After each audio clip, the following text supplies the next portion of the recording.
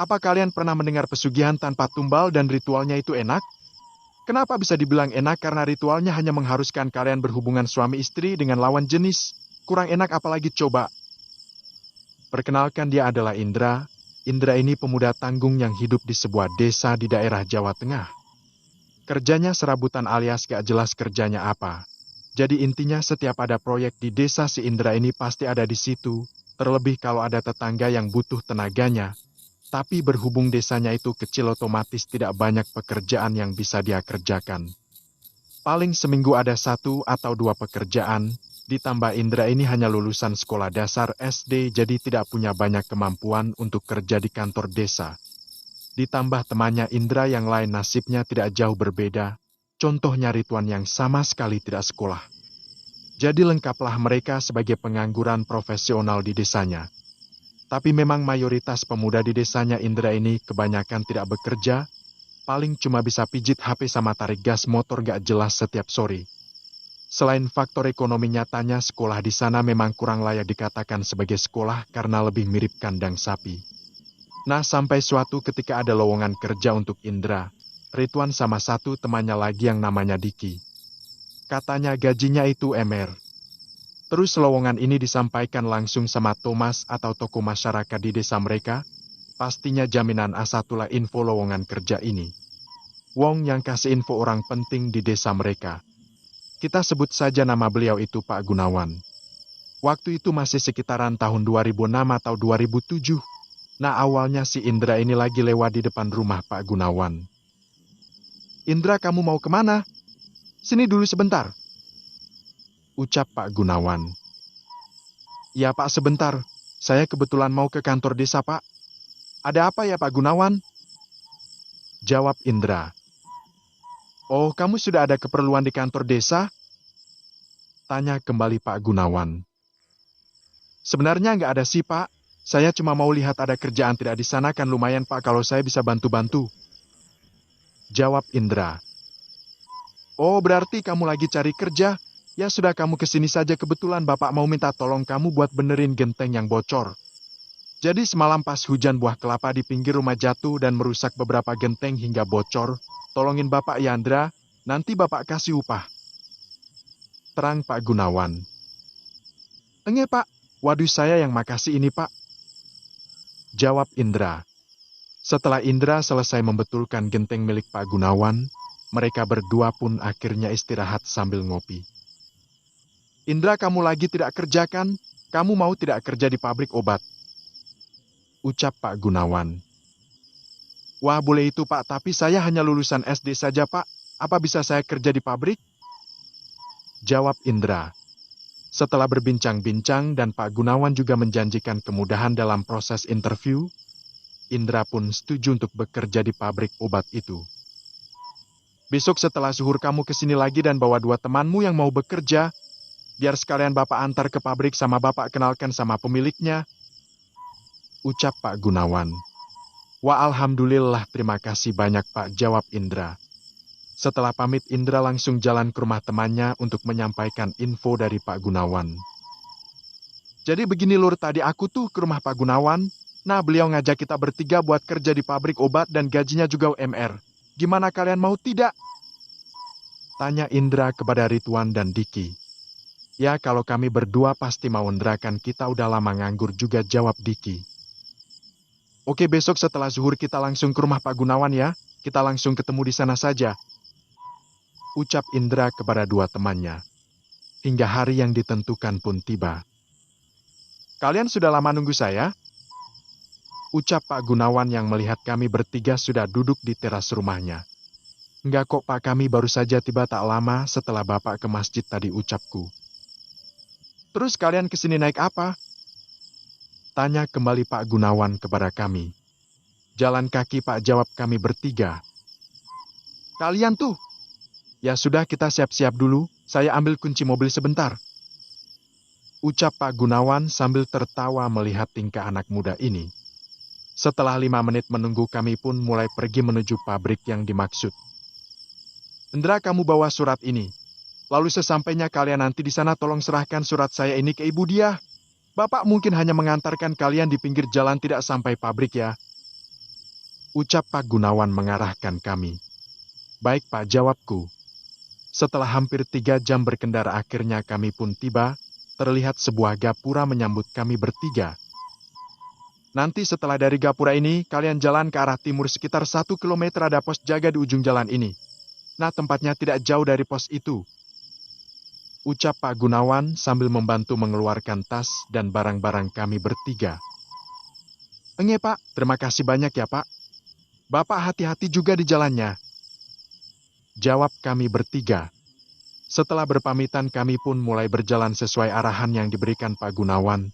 Jalannya itu seukuran satu mobil, tapi semakin ke dalam, ukuran jalannya menjadi semakin kecil hingga menyisakan jalan setapak. Indra, ini benar tempatnya? Mana mungkin ada pabrik di lokasi seperti ini? Tanya Diki kepadaku. Lah aku mana tahu Dik? Tadi kamu dengar sendiri Pak Gunawan bilang kalau di ujung jalan ini ada pos jaga. Jadi mungkin ini jalan belakang menuju pabriknya. Sekarang kita coba saja dulu jalan ke sana. Jawabku. Setelah 10 menit berjalan, akhirnya kami melihat pos jaga yang dimaksud. Nah, sudah mau sampai, teriak Diki yang terlihat kembali bersemangat. Tak jauh dari pos jaga terlihat sebuah bangunan seperti pendopo. Masa pabrik begitu? Kembali Diki bicara. Diki memang agak ceplas-ceplos dalam berucap, maklum dia yang paling muda di antara kami bertiga. Kami pun mengetuk pintu bangunan itu dan coba menanyakan kejelasan alamat yang diarahkan Pak Gunawan. Setelah coba mengetuk akhirnya keluarlah seorang wanita parubaya. Permisi Ibu, apa benar ini pabrik obat? Tanyaku. Iya betul, kalian siapa ya? Tanya wanita tersebut. Oh iya Ibu, saya Indra, ini Ridwan dan Diki. Kami bertiga orang yang mau melamar kerja di tempat Ibu. Tadi Pak Gunawan juga menitipkan surat ini untuk Ibu dia. Jawabku. Jadi ternyata kalian yang dari desa Pak di Gunawan, silakan masuk deh, maaf ya saya tidak tahu kalau kalian mau datang hari ini. Saya Budiah, gimana tadi perjalanannya? Lancar. Tanya Ibu Diah kepada kami. Alhamdulillah lancar Bu, jawabku. Di sini kami bertiga mulai masuk ke dalam pendopo dengan mengikuti Ibu Diah dari belakang. Namun ada pertanyaan besar dalam benak kami, apa benar ini pabrik obat? Karena bentuknya lebih mirip pondok atau seperti asrama tempat menuntut ilmu agama dibanding dengan pabrik obat. Bu maaf, apa ini pabrik obat yang dimaksud Pak Gunawan? Tanyaku kepada Ibu Diah. Dasar Gunawan dia itu terlalu membesar-besarkan. Tempat Ibu ini bukan pabrik obat deh, tapi Ibu ini seorang tabib. Kebetulan di sini Ibu mengobati orang yang sakit, jadi Ibu harap kalian bisa betah kerja di sini ya. Jawab Bu Diah dengan ramah. Oh iya, kalau boleh tahu, kami kerja di bagian apa ya Bu? Tanyaku kembali. Tenang, kalian santai saja dulu, pasti kamu juga lapar kan? Jawab Bu Diah sambil tersenyum. Iya sih Bu, maaf jika saya banyak bertanya. Ucapku sambil menahan malu. Gak apa-apa kok Ibu mengerti. Nah ini ruang makannya, kalian bisa makan dulu. Nanti setelah makan kalian ke ruangan di pojok sana ya, saya tunggu kalian di sana. Terang Bu Diah. Di sini meskipun aku sedikit ragu, tapi sambutan yang Ibu Diah berikan sangat baik kepada kami. Lalu setelah kenyang makan kami pun menuju ruangan yang diminta. Gimana makannya? Ucap Bu Diah. Alhamdulillah Ibu, terima kasih banyak. Jawabku. Ibu mau tanya sama kalian semua, apakah kalian sudah menikah? Tanya Bu Diah. Kami diam sejenak dan hanya menggelengkan kepala sebagai jawaban. Berarti kalian masih perjaka ya, ucap Bu Diah. Iya Ibu, jawab kami serempak. Memangnya kenapa ya Bu? Tanyaku kebingungan. Gak apa-apa Ibu, hanya bertanya saja. Ayo sekarang kalian ikut Ibu. Ujar Bu Diah. Kami pun berjalan mengekor Bu Diah di depan. Indra, kenapa Ibu Diah nanya kita perjaka atau tidak? Biasanya kalau ngelamar kerja yang ditanyakan itu pengalaman kerja atau surat lamaran kan? Ucap Diki yang sama bingungnya denganku. Sudah jangan banyak bicara Dik, ikuti saja jawabku. Nah, setelah mengikuti Bu Diah dan berkeliling melihat situasi pondok, Ibu Diah menjelaskan bahwa kami akan bertugas sebagai pelayan. Oh, jadi pembantu Endra, celetuk Diki yang memang tidak mau diam. Ayo kita ke ruangan kerja kalian, ajak Bu Diah. Wih, hebat! Kita punya ruangan kerja sendiri. Celoteh Diki membuat kami bertiga tertawa. Bu Diah pun nampak sangat ramah melihat kami bertiga. Kamu itu, Dik, ngoceh saja kayak radio rusak. Canda Bu Diah makin membuat kami tertawa. Setelah berjalan makin ke dalam nampak sebuah ruangan yang berbeda dibandingkan ruangan lain. Nah, ini ruangan kerja kalian, ayo silahkan duduk, ucap Bu Diah. Di sini terlihat sebuah kamar berkelambu hijau dengan nyala lilin sebagai penerangannya. Mirip kamar pengantin ya Andra, ucap Diki. Kok kamu bisa tahu, Dik? Jawab Bu Diah sambil tersenyum manis. Namun ucapan Bu Diah itu malah membuat tawa kami menjadi hilang berganti menjadi tanya besar. Pelayan apa yang dimaksud Ibu Diah ini? Tak lama setelah itu Ibu Diah berjalan menuju sebuah pintu, lalu mengetuk pintu tersebut. Tok, tok, tok. Tak lama nampak sepasang kaki seorang gadis dengan kulitnya yang putih. Kami hanya diam melihat pesona gadis muda itu. Sampai tanpa sadar gadis itu sudah berada di antara kami bertiga. Dia nampak tertunduk mengenakan kain hitam pada kepalanya. Namun raut wajahnya nampak begitu cantik meskipun tertutup kain tipis berwarna hitam tadi. De Indra, Ridwan dan Diki, jadi tugas kalian bertiga adalah melayani Nyai sebagai seorang suami. Ucap Bu Diah. Kami bertiga terkejut bukan main ketika mendengar apa yang Ibu Diah katakan. Jadi saya dan dua teman saya ini melayani gimana, Bu? Tanyaku, memastikan takut aku salah dengar. Ya, jadi kalian bertiga harus melayani Nyai secara bergantian layaknya suami istri. Jika kalian ikhlas dan mau melayani Ibu, yakin kalian banyak membantu orang lain dan Ibu bisa banyak mengobati orang. Terang Bu Diah. Jadi maksudnya begini, semua kemampuan pengobatan Ibu sebenarnya berasal dari kekuatan Nyai ini dan juga atas izin Tuhan Yang Maha Esa. Dan Nyai inilah wanita yang sekarang ada di hadapan kalian. Ucap Bu Diah. Bu Diah juga menjelaskan bahwa Nyai suka membantu orang terkena santet, guna-guna atau ilmu hitam lainnya. Jadi jika kami mau melayani Nyai, secara otomatis kami ikut membantu pengobatan beliau dan kami pun dibayar mahal untuk setiap malamnya.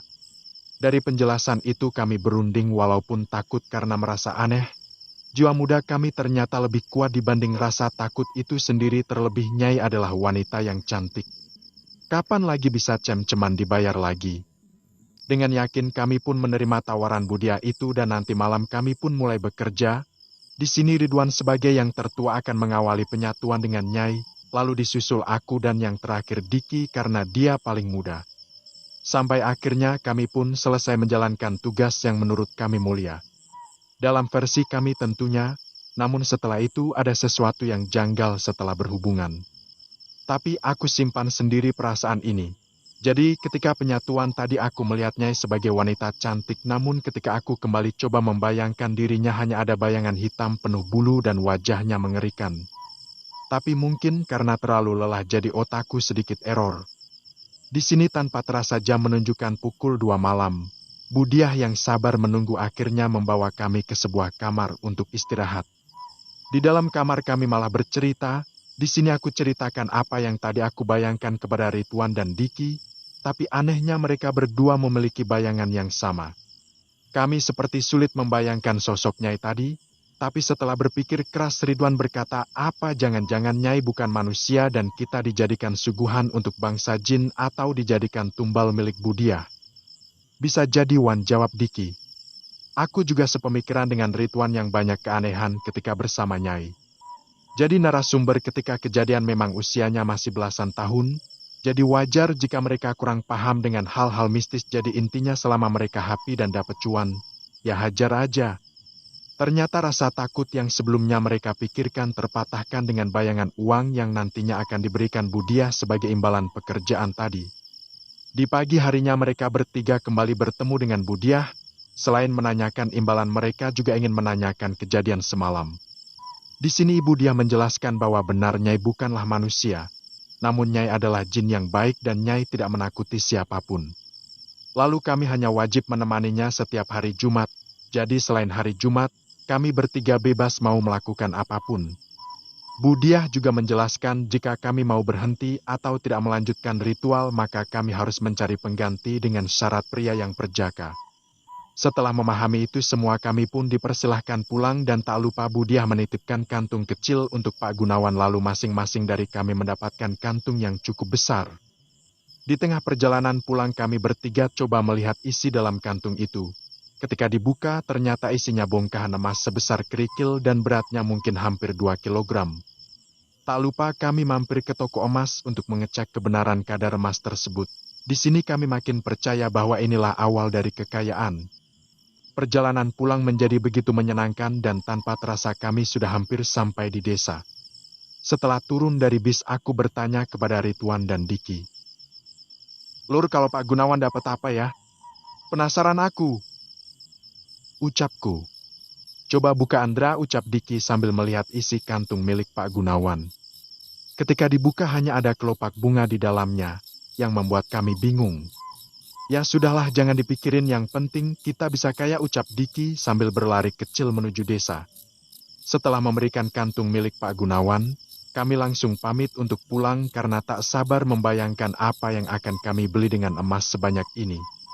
Hingga 3 bulan tak terasa kami menjalankan ritual pesugihan ini, awalnya kami tidak sadar bahwa apa yang kami lakukan termasuk pesugihan.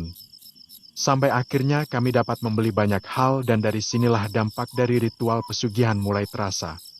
Badan kami mulai terasa lelah, tubuh kami pun semakin kecil. Padahal kami dapat membeli makanan sebanyak apapun yang kami mau, tapi tetap tidak dapat menghilangkan rasa lapar yang ada dalam diri kami. Bahkan dalam sehari aku dapat makan sebanyak 7 hingga 9 kali, tapi tetap rasa lapar itu tidak pernah hilang. Karena khawatir aku coba cek ke dokter. Namun hasilnya tetap sama di sini kami bertiga menjadi jarang bertemu, kecuali ketika menjalankan tugas dengan Nyai. Ternyata apa yang aku rasakan berdampak sama dengan Ridwan dan Diki. Kondisi mereka tak jauh mengerikan, tubuh mereka kurus dan seperti orang yang terkena tipes. Di sini kami tak pernah ceritakan kepada siapapun termasuk orang tua. Karena Pak Gunawan dan Budiah melarangnya, kami hanya diminta telah bekerja sebagai manajer di pabrik. Sampai akhirnya kami curiga hal ini karena ritual pesugihan dan membawa kami ke orang pintar untuk memastikannya. Ternyata benar tubuh kami selalu diikuti makhluk kecil buruk rupa dan jumlahnya bisa 10 hingga 14 anak. Sadar kami dalam bahaya, kami menemui Pak Gunawan dan setelah memohon kami akhirnya diantar beliau menemui Budiah. Di sini Budiah menjelaskan bahwa benar makhluk-makhluk itu adalah hasil perkawinan kami dengan Nyai dan mereka tidaklah berbahaya. Kami hanya perlu makan sebanyak mungkin. Karena mereka hidup memakan saripati dari apapun yang masuk ke dalam perut kami. Di sini aku terdiam, aku tahu bahwa apa yang aku lakukan itu salah. Dengan ketakutan aku meminta izin untuk tidak melanjutkan ritual kawin dengan Nyai dan sebagai gantinya aku harus mencari pria lajang yang masih perjaka. Walaupun Budiah nampak kesal begitu pula dengan Pak Gunawan, namun keputusanku sudah bulat di sini. Indra dan Diki tetap melanjutkan ritual pesugihan. Mereka juga nampak kesal dengan keputusanku untuk berhenti hingga akhirnya Pak Gunawan dapat menemukan penggantiku. Sebagai penutup ritual pesugihan ini, aku harus menjalani ritual mati jiwa dengan cara dikubur hidup-hidup dengan tubuh di dalam tanah dan hanya menyisakan kepala selama 1 malam. Dan paginya Budiah mengatakan bahwa kini aku tak harus kembali ke pondok. Tapi setelah itu, ternyata siksaan ini tidak berhenti, rasa lapar itu terus saja datang sampai berangsur-angsur menghilang setelah 1 tahun lamanya. Hingga beberapa tahun kemudian, menurut kabarnya Pak Gunawan ternyata wafat karena usia yang tua dan kedua temanku masih menjalankan ritual pesugihan itu hingga saat ini dan cerita misteri pun selesai. Gimana tidak nyesek? Anaknya sendiri dijadikan tumbal, di depan mataku dia menyembelih putranya sendiri. Narasumber yang bernama Pak Budi menceritakan ketika beliau mengantar temannya untuk melakukan pesugihan yang katanya tanpa tumbal, namun ketika melakukan ritual pesugihan, pelaku harus menyembelih seekor anak kambing, tapi yang terlihat oleh si narasumber anak kambing itu merupakan anak temannya sendiri. Lantas bagaimana kelanjutannya? Dasar gila, kata Pak Budi. Matanya masih menatap ke sana kemari seolah membayangkan peristiwa yang membekas di ingatannya. Gila kenapa sih, Pak? Tanyaku. Lah gimana tidak gila, Mas? Anaknya sendiri disembeli gara-gara mau kaya. Jawab Pak Budi. Obrolan kami di warung kopi dekat rumah ini semakin membuatku penasaran, hingga awalnya wajah Pak Budi terlihat tenang menjadi berubah karena tak nyaman harus menceritakan kejadian mengerikan itu. Tatapannya lurus ke depan seolah sedang mengumpulkan potongan cerita yang sudah lama terjadi, hingga akhirnya Pak Budi mengatakan sesuatu. Kamu tahu daerah ini? Ya di sana tempat kejadiannya. Terang Pak Budi. Di sini aku tidak jelaskan secara rinci nama daerahnya, selain kurang baik dan takut terjadi kesalahpahaman. Cerita pesugihan ini bermula sekitar tahun 2000-an. Kala itu Pak Budi masih bekerja di daerah yang dimaksud. Nah di sana juga Pak Budi kenal dengan Firman teman satu kantornya. Tapi setelah terjadi gelombang PHK besar-besaran, Pak Budi sudah tidak bertemu lagi dengan Firman. Namun selang beberapa tahun Pak Budi kedatangan tamu yang tidak lain adalah Firman. Di sini Firman bercerita kalau dia habis mengalami kerugian besar sampai ditinggalkan istrinya dan sekarang dia hidup bersama dengan anaknya. Terus yang lebih ngenesnya lagi Firman yang sekarang jauh berbeda, badannya terlihat kurus dan tidak terawat mungkin karena banyak pikiran. Permisi Pak Budi, saya datang jauh-jauh dari kampung ingin menemui Bapak, karena hanya Pak Budi yang bisa membantu saya. Terang Firman yang membuat Pak Budi kebingungan. Maksud kamu apa, Man? Tanya Pak Budi. Jadi saya mau minta tolong Bapak untuk antar saya ke orang pintar yang bisa bantu buat pesugihan. Istilahnya maksud kedatangan saya ini untuk pesugihan, Pak. Ucap Firman. Saya sudah tidak kuat hidup melarat. Saya mau kaya. Pak saya sudah nggak punya apa-apa. Rumah, mobil sudah saya jual. Saya sudah sakit hati, pokoknya Pak Budi harus bantu saya. Habis ini Bapak antar saya ke daerah sana. Bapak tahu kan tempatnya? Tanya Firman. Kamu itu istighfar, Man. Jangan main-main, pesugihan itu resikonya nyawa, Man. Jawab tegas Pak Budi mendengar ucapan Firman tadi. Tapi amarah dan nafsu dalam diri Firman seakan membulatkan tekadnya untuk pesugihan. Dia sudah tidak peduli lagi dengan nyawanya. Setelah dibujuk dengan memohon, Pak Budi dengan berat hati mengiyakan permintaan Firman untuk diantar. Baiklah Man, kita jalan pukul 19 WIB, persiapkan dirimu, ucap Pak Budi. Dan tepat setelah azan Isya mereka berdua pun mulai bergerak menuju tempat pesugihan yang dimaksud, perjalanan yang begitu sunyi. Karena mereka paham akhir dari perjalanan ini hanya ada kematian. Setelah menempuh 4 jam perjalanan atau sekitar pukul 23 WIB, mereka berdua pun tiba di sebuah pemukiman di tengah hutan. Belum juga mereka melangkah, mereka berdua sudah disambut bau kemenyan yang entah dari mana asalnya. Sepertinya warga sini sudah biasa dengan aroma kemenyan, lain halnya dengan mereka berdua yang malah ketakutan. Gimana kamu masih mau nyugi, Man? Angker begini. Tanya Pak Budi, coba merubah pendirian temannya itu. Yakin, Pak? Saya yakin. Jawab lantang Firman. Ya sudah kita coba tanya salah satu rumah warga, ucap Pak Budi. Setelah bertanya-tanya kepada beberapa warga sekitar, Pak Budi dan Firman diarahkan ke salah satu rumah di sudut kampung. Sebuah rumah sederhana dengan anyaman bambu sebagai temboknya. Silakan masuk Pak, ini rumah Simba yang tadi Bapak tanyakan. Ucap warga tersebut. Terima kasih banyak ya Mas sudah mau antar kami, jawab Pak Budi. Sama-sama Pak, baik kalau begitu saya undur diri ya Pak. Ucap warga tersebut lalu pergi meninggalkan Pak Budi dan Firman. Setelah dipersilahkan masuk, Pak Budi hanya terdiam melihat isi rumah yang penuh dengan pusaka dan barang klinik. Saya Budi dan ini Firman teman saya Mbah, jadi maksud kedatangan kami ini. Ucap Pak Budi yang belum selesai memperkenalkan diri namun sudah dipotong oleh Simbah. Ya, saya mengerti, silakan duduk kamu. Simbah menunjuk wajah Firman meminta dirinya duduk di dekat Simbah. Pak Budi paham dan mundur untuk memberikan ruang bagi Firman. Di sini Firman mulai ditanyakan tentang kesanggupannya dalam melakukan ritual pesugihan.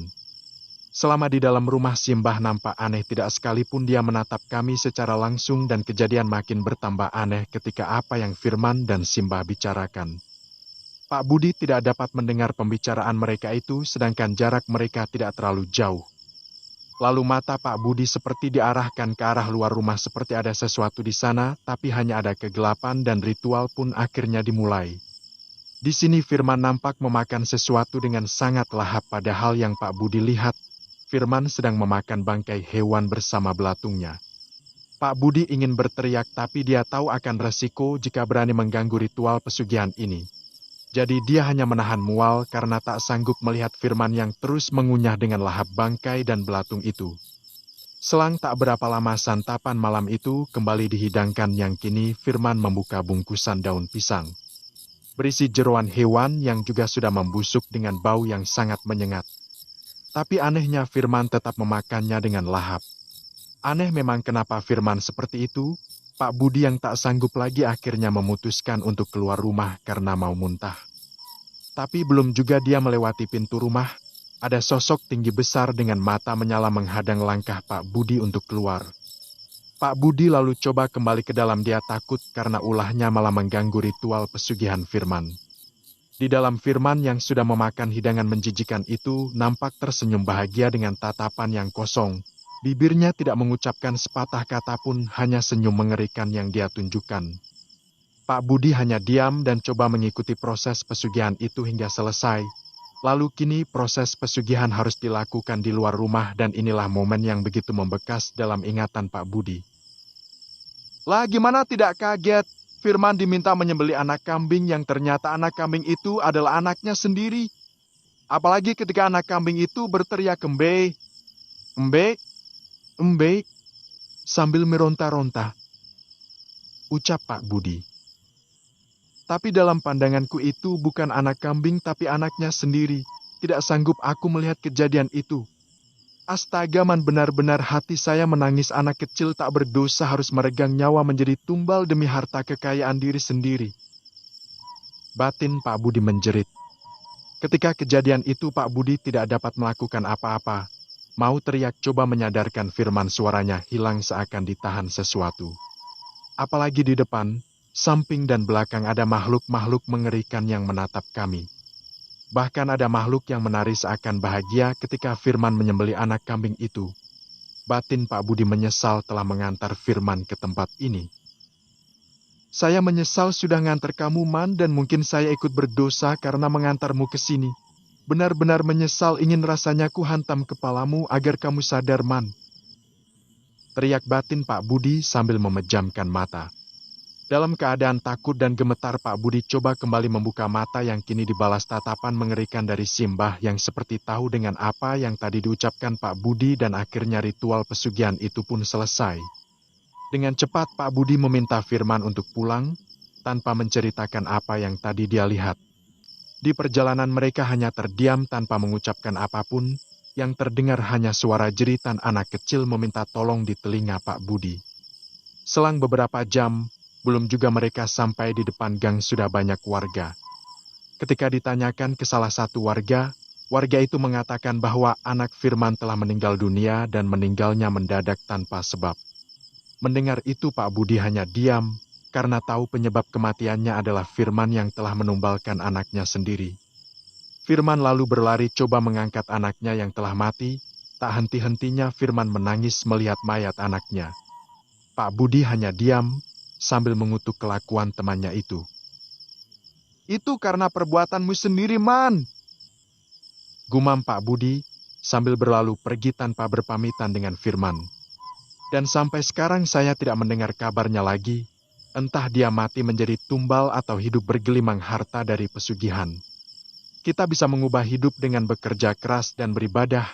Allah SWT akan memudahkan kita jika kita dekat dengannya. Semoga ini bisa menjadi pembelajaran bagi kita semua. Dan cerita misteri pun selesai. Terima kasih.